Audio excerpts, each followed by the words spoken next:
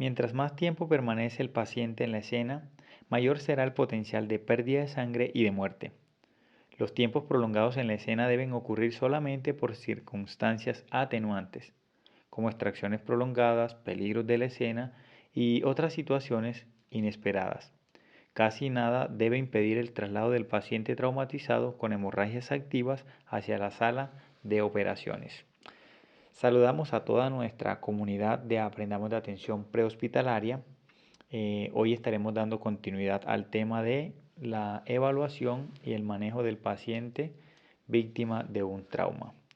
La mayor parte de este capítulo estará enfocada bajo 5 parámetros.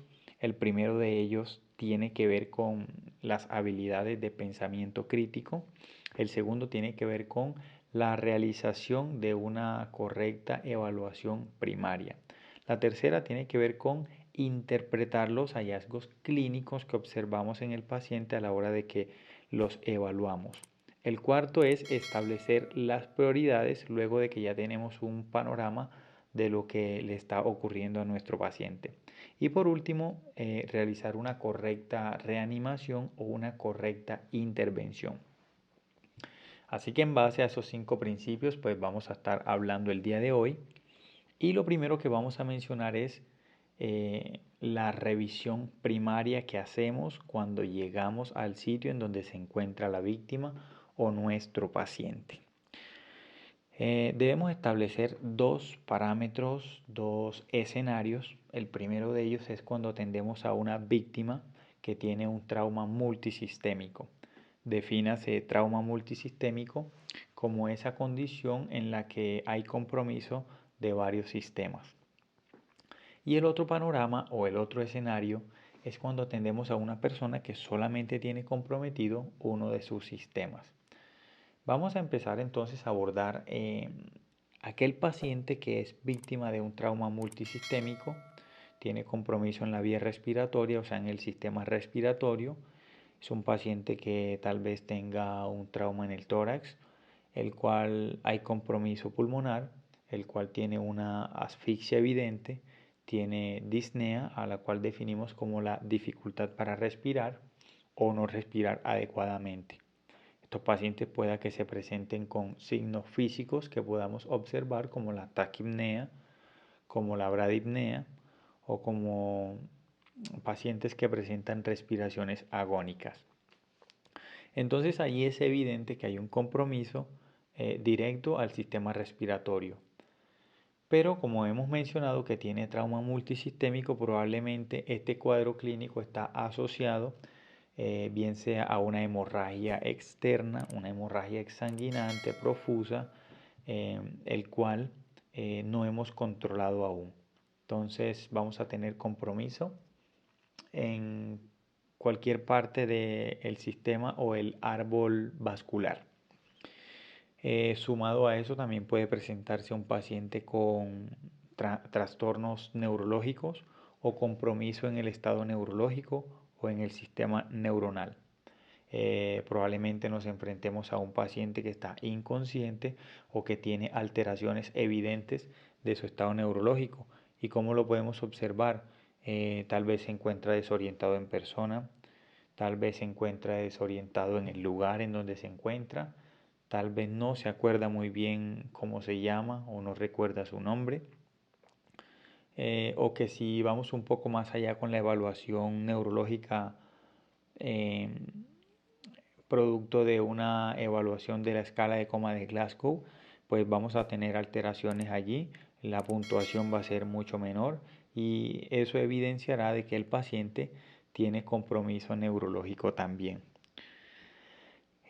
Otro sistema que también puede verse involucrado ante una situación de estas es el sistema gastrointestinal.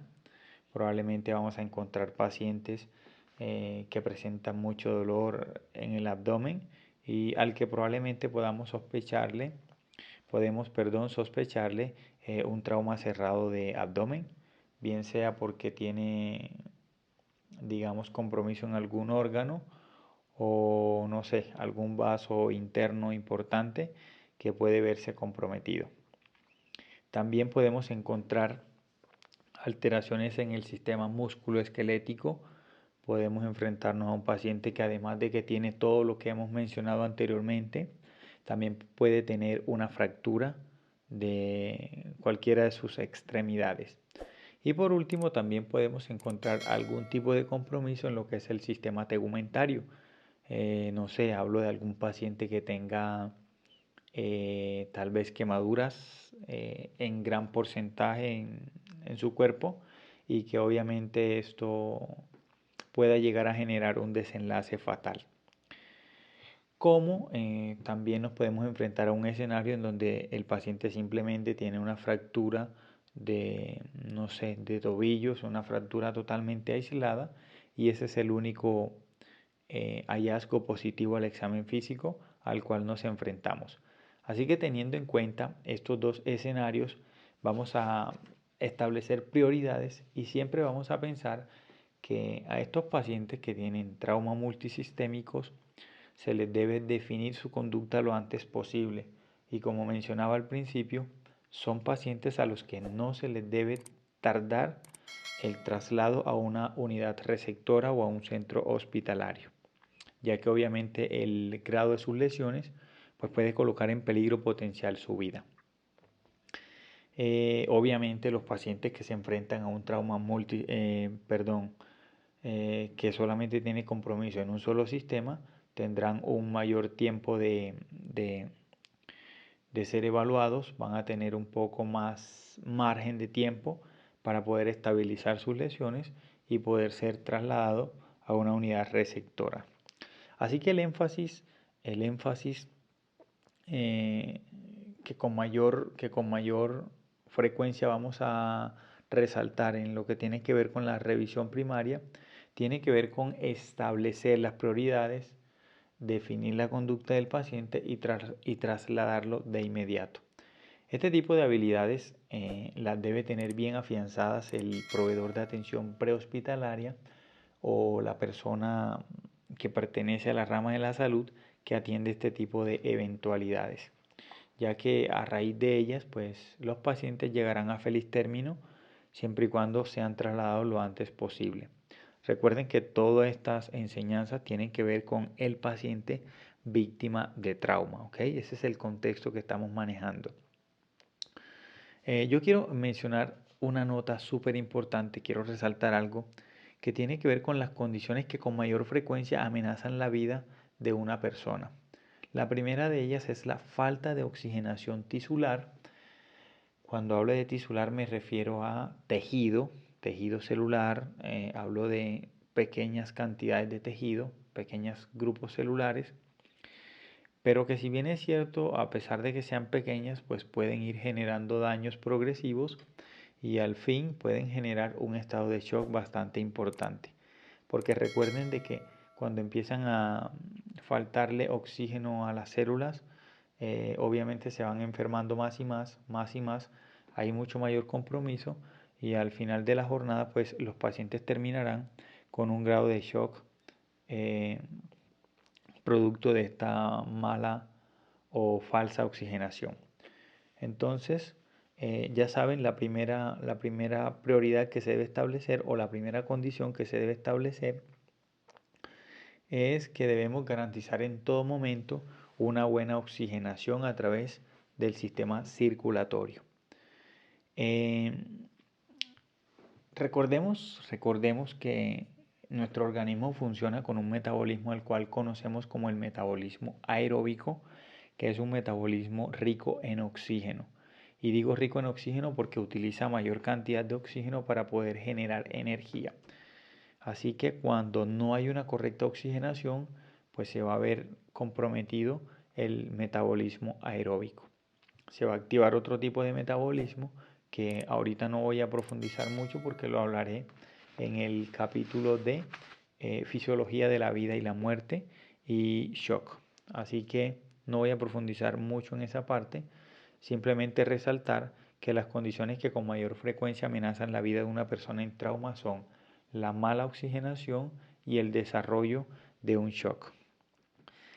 Continuamos. El metabolismo aeróbico es el mecanismo mediante el cual el organismo obtiene la energía o la célula obtiene su energía. Para que este metabolismo funcione correctamente, deben cumplirse 4 criterios en el organismo. El primero de ellos es una cantidad adecuada de eritrocitos. Eritrocitos, recuerden que es lo mismo que decir glóbulos rojos. Así que debe haber una gran cantidad de eritrocitos en el organismo para que ese metabolismo funcione correctamente. Y ustedes se preguntarán por qué. Porque resulta que los eritrocitos, también conocidos como glóbulos rojos, son los encargados de transportar el oxígeno que recibimos de la atmósfera, que luego ingresa por la nariz, que luego va hacia los bronquios, que luego llega hacia las cuartas generaciones bronquiales, luego a los alveolos, luego se intercambia y ese oxígeno obviamente llega al sistema circulatorio. Pero la primera parte que ocurre es que debe haber una gran cantidad de eritrocitos que puedan llevar este oxígeno hasta la célula. El segundo paso tiene que ver con la oxigenación del eritrocito en el pulmón. Fue lo que acabé de mencionar ahorita. El oxígeno ingresa de la atmósfera a las vías respiratorias. Luego de que llegue al alveolo, ahora ese oxígeno debe transferirse al glóbulo rojo, ¿ok? Al glóbulo rojo. Luego de que se transfiere el glóbulo rojo a nivel pulmonar, entonces la llegada del eritrocito tiene que tener lugar a la célula, ¿ok? Ahora el eritrocito viaja por todo el torrente sanguíneo, llega a la célula y viene el cuarto paso, cuarto y último paso, que es que ese oxígeno que viajó por el eritrocito a través de la circulación pueda ser entregado en la célula propiamente dicho. Cuando se dan estos 4 pasos, obviamente tenemos un metabolismo aeróbico funcionando correctamente. Todos esos 4 pasos que yo acabo de mencionar hacen parte de un principio fisiológico, un principio que es inapelable, que es inalterable, que es inalienable, como ustedes lo quieran llamar. Lo que estoy queriendo decir es que no puede ser violado bajo ninguna circunstancia y se llama o se conoce con el nombre del principio de Fick. El principio de Fick sugiere, propone que estos 4 criterios que acabo de mencionar deben cumplirse a cabalidad. De lo contrario, la oxigenación va a estar afectada. Si se afecta la oxigenación, pues se va a afectar el funcionamiento de nuestro organismo.